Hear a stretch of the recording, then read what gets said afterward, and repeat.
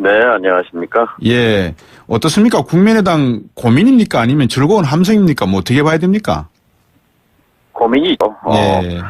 저도 개인적으로는 이제 후보자들에 대해서 나름대로 입장이 있습니다만, 네. 또 당에 네. 또 의원들의 토론 과정에서 나온 입장도 있어서 이런 것도 예. 일치하면 좋은데 또 네. 다를 경우에는 좀 고민스럽죠. 제가 아까 일부에서 인터뷰를 하면서 더불어민주당의 김경애 의원한테 그냥 지나가는 말씀으로 드렸습니다. 제가 방송 오기 전에 40대 주부분들 이야기를 다른 사람으로부터 들었는데 강경화 후보에 대한 뭐라 그럴까 인상? 이 견해가 예. 별로 그렇게 긍정적이진 않은 것 같더라. 주부분들의 이야기가. 이제 그런 말씀을 흘려드렸는데 강경화 후보의 이야기를 보니까 최근에 국민의당 입장이 좀 혼란스럽습니다. 어떻게 보십니까? 네, 이제 현미경과 망원경이 둘 다 필요하다고 그렇겠죠. 저는 보는데요. 예. 그 청문회에 직접 청문회 임했던 의원들로서는 네. 그러니까 도덕적 흠결들 이런 걸 중심으로 예. 봐서 이제 문제가 있다 이런 입장인 거고요. 예. 저는 그 현미경만 갖고 봐서는 안 된다. 예. 말하자면 저희가 학창 시절에 읽었던 책입니다만 도덕적 인간과 비도덕적 사회라는 그런 책도 있었죠. 예. 개혁과 사회정의 구현을 위해서는 시대 상황에 맞게 도덕적 원칙도 유연성을 발휘할 필요가 있다. 뭐 이런 현실주의적 사고를 얘기한 건데요. 네네네. 그러니까 지금 이제 국가 운영을 막 시작하는 국정 운영을 막 시작하는 내각의 외교부 장관 후보자로서 예. 저는 그런 현미경도 필요하지만 좀 망원경으로 볼 필요도 있다 이렇게 봅니다. 예컨대 강경화 후보는 이제 외교부의 내부자가 아니지 않습니까? 그렇죠. 지금 외교부는 이제 그동안 외무고시 출신 또 특정 학교 출신 등 또 워싱턴을 근무했던 북미 라인 출신 폐쇄적인 그런 그 자기들만의 성을 쌓았다고 볼 수 있는데 현장을 뛰어본 외부 전문가를 찾기가 쉽지 않은 거고 또 강경화 후보자는 김대중 대통령이 발탁해서 키운 사람이다. 그렇죠. 뭐 이런 점에서 저는 그리고 참 지금 외교부를 박근혜 정부 때 외교부와 다른 외교부로 좀 이끌어내기 위해서는 강경화 후보에 대해서 긍정적으로 판단을 하고 있습니다. 김대중 대통령 때 통역관을 했으니까 키웠다까지는 모르겠습니다만 통역관을 하면서 나름대로의 정치적 감각도 좀 배우셨을 거고 한미 관계에 있어서 유엔 근무를 통해서 여러 가지 이 업무적인 내용도 파악을 하고 인맥도 있을 거라는 점에 대해서는 동의를 하지만 지금 최근에 한미 간의 관계, 사드 문제, 북핵 미사일 문제, 그리고 또 중국과의 관계 문제 이런 것들이 위중한 상태에서 과연 강경화 후보자가 말씀하셨던 대로 현미경을 들여다봤을 때 여러 가지 그 프레임 가지고 있는 기본 축이 상당히 좀 부실한 측면이 있다라고 하는 것도 사실은 좀 중요하게 들여다봐야 되는 부분 아니겠습니까? 그런 기준에서 보면 정통 외교관들이 잘 훈련되고 또 아주 세련되게 업무를 할 수 있겠지만 중요한 것은 이제 외교 안보 의제는 대통령 의제입니다. 대통령의 신념과 철학을 잘 이제 보좌하고 구현하는 것인데요. 예를 들어서 김대중 대통령 시절에 김대중 대통령과 클린턴 미국 대통령이 이제 통화를 하면서 그때 클린턴 대통령이 먼저 전화를 걸어와요.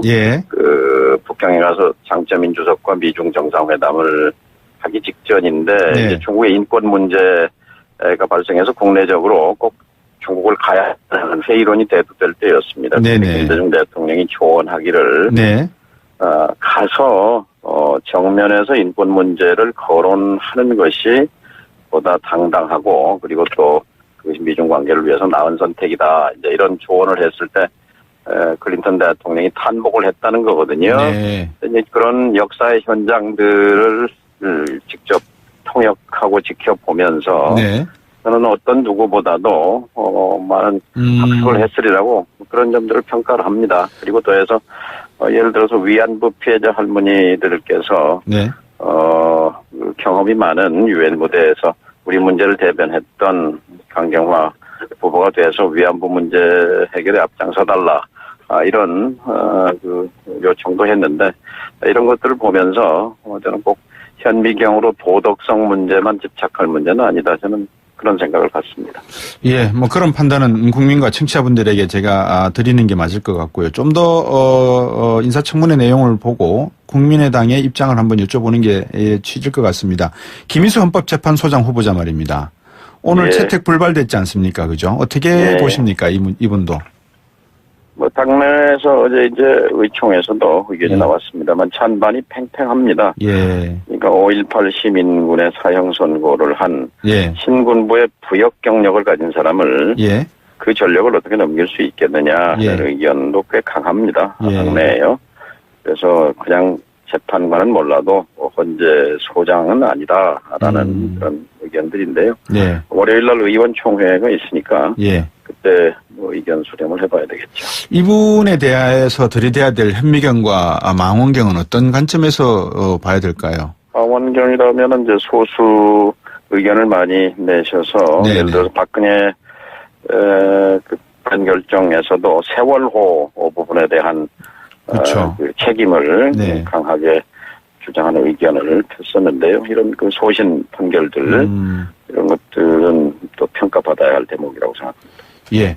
자, 앞으로 이제 줄줄이 청문회 11개 부처 장관 후보자들이 아직도 나오지 않았고 있는 상황이고 추경 등 현안이 많습니다. 국민의당이 상당히 중요한 위치에 있다는 것은 많은 국민들이 이해를 하고 계시는데 어떻게 앞으로 이 원칙 어떻게 세우실 생각이십니까? 그러니까 국가 대개혁이라는 게 하나의 잣대가 될 수 있을 것입니다.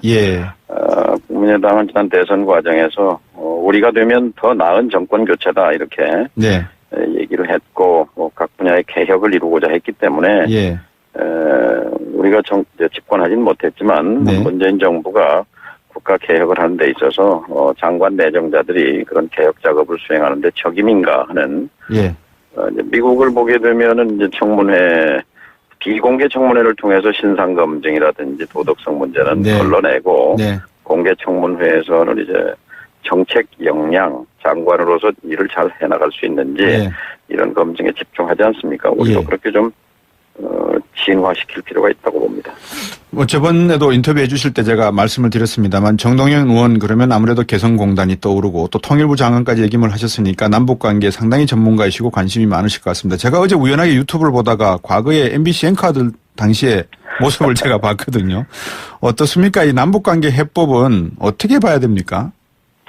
네, 세 가지 3단계로 갈 필요가 있습니다. 우선 통일 외교 안보팀을 안정적으로 구성해야 합니다. 그런데 준비된 대통령이라고 했지만 지금 한 달이 되도록 통일부 장관, 국방부 장관, 심지어 통일비서관조차 정하지 못한 상태였고 또 안보실장 밑에서 남북관계를 담당할 제2차장이 낙마했잖아요. 그래서 지금 구멍이 뻥 뚫려 있기 때문에 이것을 빨리 그 팀을 구성하는 것이 첫 번째 단계고요. 두 번째는 박근혜 정부, 이명박 정부와 다른 대북 정책, 남북 관계에 대한 큰 그림, 정책 전환의 그림을 우선 이제 만드는 거죠. 그리고 이제 그 후에 이제 이 그림과 여기에 따른 메시지를 전달할 통로로서의 메신저가 필요한 거죠. 이제 최근에 15건이나 이제 북측 인사 접촉 승인을 내줬는데요. 북쪽이 지금 먼저 6.15와 6.14 선언에 대한 입장을 밝히라고 이렇게 요구해서 불발돼 있는데 그럼 차근차근 풀어가야 된다고 생각합니다. 외교 안보는 시가 아니지 않겠습니까? 그죠? 현실적이고 이상주의적 낙관론에서 벗어나서 상당히 실리적이고 현실적인 문제에 좀 고민을 해야 될 것 같습니다. 많은 도움을 주시기 바라겠습니다. 정동영 의원께서 경험을 통해서. 오늘 말씀 잘 들었습니다. 감사합니다. 감사합니다.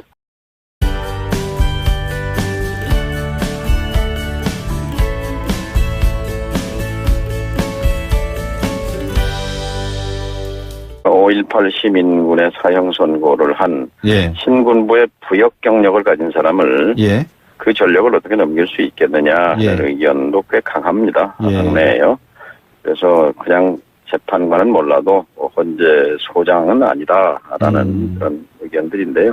월요일 날 의원총회가 있으니까 그때 의견 수렴을 해봐야 되겠죠. 이분에 대해서 들이대야 될 현미경과 망원경은 어떤 관점에서 봐야 될까요? 망원경이라면 이제 소수 의견을 많이 내셔서 네네. 예를 들어서 박근혜 그 판결정에서도 세월호 부분에 대한 그렇죠. 그 책임을 네. 강하게 주장하는 의견을 폈었는데요. 이런 그 소신 판결들 이런 것들은 또 평가받아야 할 대목이라고 생각합니다. 예. 자, 앞으로 이제 줄줄이 청문회 11개 부처 장관 후보자들이 아직도 나오지 않았고 있는 상황이고 추경 등 현안이 많습니다. 국민의당이 상당히 중요한 위치에 있다는 것은 많은 국민들이 이해를 하고 계시는데 어떻게 앞으로 이 원칙 어떻게 세우실 생각이십니까? 그러니까 국가 대개혁이라는 게 하나의 잣대가 될 수 있을 것입니다. 예. 국민의당은 지난 대선 과정에서 우리가 되면 더 나은 정권 교체다 이렇게 네. 얘기를 했고 각 분야의 개혁을 이루고자 했기 때문에 예. 강경화 후보에 대해서 긍정적으로 네. 판단을 하고 있습니다. 김대중 대통령 때 통역관을 했으니까 키웠다까지는 모르겠습니다만 통역관을 하면서 나름대로의 정치적 감각도 좀 배우셨을 거고 한미 관계에 있어서 유엔 근무를 통해서 여러 가지 이 업무적인 내용도 파악을 하고 인맥도 있을 거라는 점에 대해서는 동의를 하지만 지금 최근에 한미 간의 관계, 사드 문제, 북핵 미사일 문제, 그리고 또 중국과의 관계 문제 이런 것들이 위중한 상태에서 과연 강경화 후보자가 말씀하셨던 대로 현미경을 들여다봤을 때 여러 가지 그 프레임 가지고 있는 기본 축이 상당히 좀 부실한 측면이 있다라고 하는 것도 사실은 좀 중요하게 들여다봐야 되는 부분 아니겠습니까? 그런 기준에서 보면 정통 외교관들이 잘 훈련되고 네. 또 아주 세련되게 업무를 할 수 있겠지만 네. 중요한 것은 이제 외교 안보 의제는 대통령 의제입니다. 대통령의 예. 신념과 철학을 잘 이제 보좌하고 구현하는 것인데요. 네. 예를 들어서 김대중 대통령 시절에 김대중 대통령과 클린턴 미국 대통령이 이제 통화를 하면서 그때 클린턴 대통령이 먼저 전화를 걸어와요. 예. 북경에 가서 장쩌민 주석과 미중 정상회담을 하기 직전인데 네. 이제 중국의 인권 문제가 발생해서 국내적으로 꼭 중국을 가야. 네, 안녕하십니까? 예. 어떻습니까? 국민의당 고민입니까? 아니면 즐거운 함성입니까? 어떻게 봐야 됩니까? 고민이죠. 네. 저도 개인적으로는 이제 후보자들에 대해서 나름대로 입장이 있습니다만 네. 또 당에 네. 또 의원들의 토론 과정에서 나온 입장도 있어서 이런 것도 일치하면 좋은데 또 네. 다를 경우에는 좀 고민스럽죠. 제가 아까 일부에서 인터뷰를 하면서 더불어민주당의 김경엽 의원한테 그냥 지나가는 말씀으로 드렸습니다. 제가 방송 오기 전에 40대 주부분들 이야기를 다른 사람으로부터 들었는데 강경화 후보에 대한 인상? 이 견해가 별로 그렇게 긍정적이진 않은 것 같더라. 주부분들의 이야기가. 이제 그런 말씀을 흘려드렸는데 강경화 후보의 이야기를 보니까 최근에 국민의당 입장이 좀 혼란스럽습니다. 어떻게 보십니까? 네, 이제 현미경과 망원경이 둘 다 필요하다고 저는 보는데요. 청문회에 직접 청문회 임했던 의원들로서는 네. 그러니까 도덕적 흠결들 이런 걸 중심으로 봐서 이제 문제가 있다 이런 입장인 거고요. 저는 그 현미경만 갖고 봐서는 안 된다. 말하자면 저희가 학창 시절에 읽었던 책입니다만 도덕적 인간과 비도덕적 사회라는 그런 책도 있었죠. 개혁과 사회정의 구현을 위해서는 시대 상황에 맞게 도덕적 원칙도 유연성을 발휘할 필요가 있다. 이런 현실주의적 사고를 얘기한 건데요. 그러니까 지금 이제 국가 운영을 막 시작하는 국정 운영을 막 시작하는 내각의 외교부 장관 후보자로서 저는 그런 현미경도 필요하지만 망원경으로 볼 필요도 있다 이렇게 봅니다. 예컨대 강경화 후보는 이제 외교부의 내부자가 아니지 않습니까? 그렇죠. 지금 외교부는 이제 그동안 외무고시 출신 또 특정 학교 출신 등 또 워싱턴을 근무했던 북미 라인 출신 이렇게 폐쇄적인 그런 자기들만의 성을 쌓았다고 볼 수 있는데 현장을 뛰어본 외부 전문가를 찾기가 쉽지 않은 거고 또 강경화 후보자는 김대중 대통령이 발탁해서 키운 사람이다. 그렇죠. 이런 점에서 저는 그리고 참 지금 외교부를 박근혜 정부 때 외교부와 다른 외교부로 좀 이끌어내기 위해서는 회의론이 대두될 때였습니다. 김대중 대통령이 조언하기를 네. 가서 정면에서 인권 문제를 거론하는 것이 보다 당당하고 그리고 또 그것이 미중 관계를 위해서 나은 선택이다. 이제 이런 조언을 했을 때 클린턴 대통령이 탄복을 했다는 거거든요. 네. 이제 그런 역사의 현장들을 직접 통역하고 지켜보면서 네. 저는 어떤 누구보다도 많은 학습을 했으리라고 그런 점들을 평가를 합니다. 그리고 더해서 예를 들어서 위안부 피해자 할머니들께서 네. 경험이 많은 유엔 무대에서 우리 문제를 대변했던 강경화 후보가 돼서 위안부 문제 해결에 앞장서달라 이런 요청도 했는데 이런 것들을 보면서 저는 꼭 현미경으로 도덕성 문제만 집착할 문제는 아니다. 저는 그런 생각을 갖습니다. 예, 뭐 그런 판단은 국민과 청취자분들에게 제가 드리는 게 맞을 것 같고요. 좀 더 인사청문회 내용을 보고 국민의당의 입장을 한번 여쭤보는 게 취지일 것 같습니다. 김희수 헌법재판소장 후보자 말입니다. 오늘 채택 불발됐지 않습니까? 그죠? 어떻게 보십니까? 이분도. 뭐 당내에서 어제 이제 의총에서도 의견이 나왔습니다만 찬반이 팽팽합니다. 예.